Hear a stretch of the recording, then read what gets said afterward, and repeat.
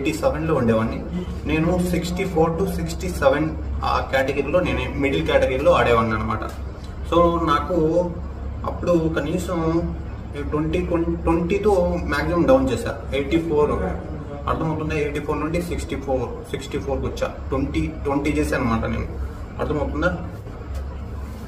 So మీరు కూడా నాలాగే ఎటువంటి సైడ్ ఎఫెక్ట్స్ ఏం లేకుండా, అంటే మంచిగా మన వెయిట్ని తొందరగా డౌన్ చేయాలి అనుకుంటే ఈ వీడియోని ఖచ్చితంగా చూడండి. నేను ప్రాపర్గా మీకైతే ఒక మెసేజ్ చెప్తా వెయిట్ లాస్గా, ఓకేనా.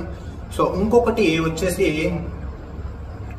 నా ఏజ్ వచ్చేసి 29. మెడికల్ పరంగా ఇష్యూ అయితే ఒకటి ఉంది వెయిట్ లాస్లో. ఒకటి వచ్చేసి మెడికల్ పరంగా, ఒకటి వచ్చేసి ఫిట్నెస్ పరంగా, ఓకేనా.